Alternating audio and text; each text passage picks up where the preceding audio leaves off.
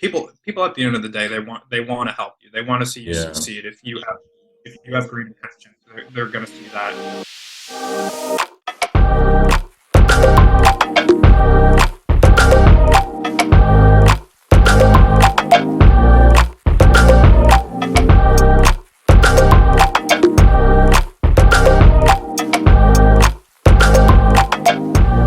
Make connections, but make genuine connections. Don't do it for self gain. Like, find people that have goals that align with you, or like what you're trying to do, and really like ask them like, what is it that made you successful? Like Yeah. what like and like everyone has a different measure of success, and in my eyes I'm nowhere near successful as I want to be. Right. Right. But I make sure I ask those questions to the people that I value their opinions, and like that I think that could genuinely help me, and the people that I also genuinely care for. um, yeah, ask the important questions that you don't know, because people at the end of the day, they want to help you. They want to see you Yeah. succeed. If you have great intentions, they're going to see that, and they're going to want to help you. Um, but if you like going around the career path that I took, um, I think it's very important. Set time aside and like find find a job that you find interesting. Like, find a job that's really going to intrigue you. Don't go into a space where you find boring or not challenging. Right. Like, you got to find something that sparks your interest. That way, it helps you be successful in your line of field or in your career in general. Because it's going to make you work that much harder. At least it's going to like seem like you're working harder in other people's eyes, even though like you think you're enjoying the Exactly. challenge. Yeah. Yeah, always take the path of more resistance. Don't take the easy way out. Like, Right. if you pass a certain test, study hard for that test. If you need to like find an internship, apply to 100, 200, 300 Yeah. jobs or internships that you need. Like I said, like I applied to like 300 jobs, Hmm. 20ish. Like, got Yeah. emails back from, got in the door with five. Like, it. The more that you put out, the more you're going to get back. Right. It's what you got to do, because people will apply to 20 jobs, they won't hear back, and they'll be like, "Oh, why didn't I hear back?"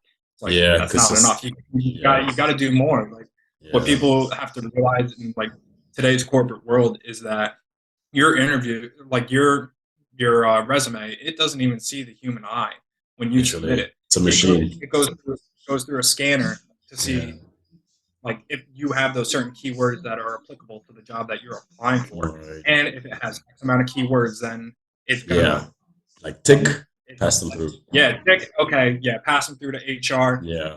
Let's have a phone screening with him or her Right. and see like if they're a good fit for the job, and then you get in the door, and Yeah. then if you're a good fit there, then you go to the next interview, and then Exactly. sometimes it's a third interview after that.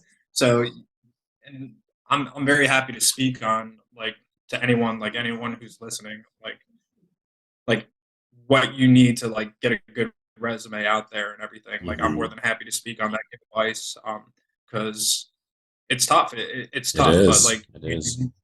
if you want to get in the door, you need to. As weird as it is to say, you need those keywords in your resume. Yeah.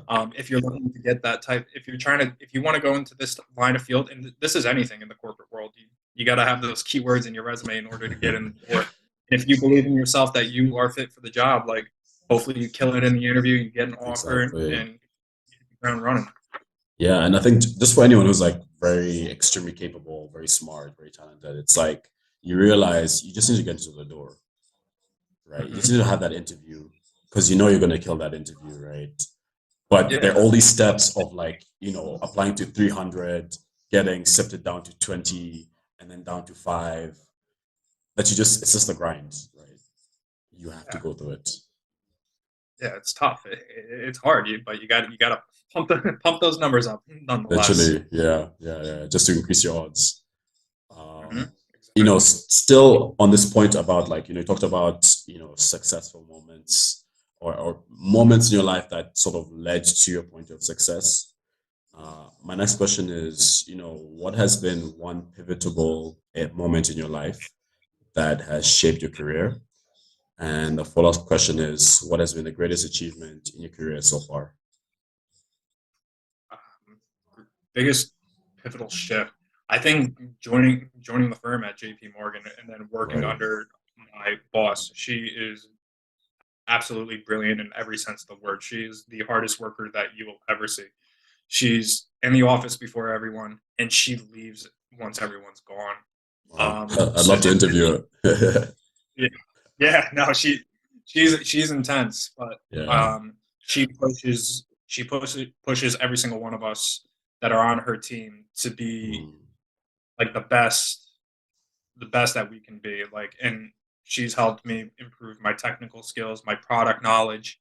I think because of her, like I've grown a lot in the past like year and a half that I've been there, and then so like I credit a lot of that to her, and I'm super thankful to her. And I've asked a ton of questions, as Yeah, annoying yeah, as it may seem to her, like in the time being. But like, if you don't ask those questions, you're gonna be you're gonna drown. If because that exactly. question is gonna come up again. Once you know it, then you'll be able to tackle whatever task that's at hand. And I'm nowhere near where I want to be right now, but I know with her guidance and then also like the time spent, the hours put in, I'll get to where I want to be. But like a pivotal moment in my career, though, like that I viewed as like a step in the right direction is just being open to like saying yes to opportunities that come your way, whether Mm. like you want to do it or not.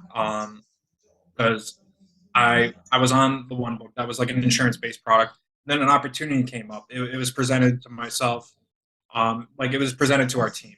Let's say because I was sharing a book with another individual who's very brilliant in every sense of the word as well. Um, an opportunity came up where it was like, hey, this book needs to be like taken care of, and it was a book that wasn't like really, let's put it this way, it was uh, how do I how would I describe it? It was no one. It was kind of like the stepchild of the books that we had. Okay. Essentially, no one wanted it. No one really wanted it. Right. But I like took the opportunity. I took ownership of the book, and I think that really like showed that like I cared about the work that I do and everything. And the book has been running smoothly. Like and I was drowning. Like I'm not even gonna lie, I was drowning like the first month or two Yeah. because you're working with a totally different product, totally different like Right. systems and stuff. Like it was difficult, but that was the best way to learn. Yeah. You Like know, when you it say was like you were drowning, it makes me think of, that analogy of, like a duck on water. hmm Yeah, where the duck looks so majestic, it's all yeah, going but well, but it's those like, it's paddling. It's yeah, paddling paddling. like crazy. Yeah. Yeah, so like those first 2 months were like super difficult. They were very difficult.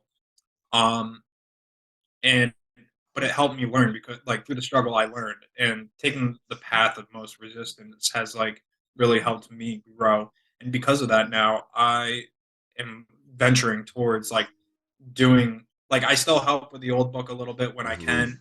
I'm focused on this book, but now I'm also going to one of the more complex books that like we work with rates and derivatives. Right. Like and that's the exact book.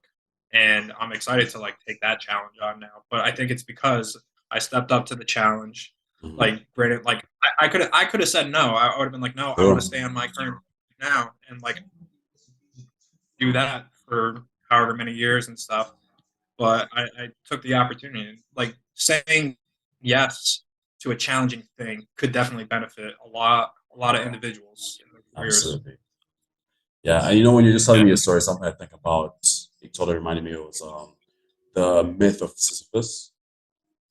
Sisyphus was it this is oh, anyway, this guy is Some pulling, Greek. yeah, has this challenging task of pushing this boulder up a hill, and the moment he reaches the top, it comes all the way back down, and he has to do it again, right? And for you, it's the same, right? You get into this challenging book that you have to figure out. You're a duck on water, drowning like crazy. But once you figure it out, it's like, hey, Matt, we got this other book for you. So now your weight Yeah, comes all the way back down, and you just gotta go push it exactly. back up. Yeah, exactly. And then eventually, hopefully, that ground gets a little more level and the wheel Yeah. just rolls on its own.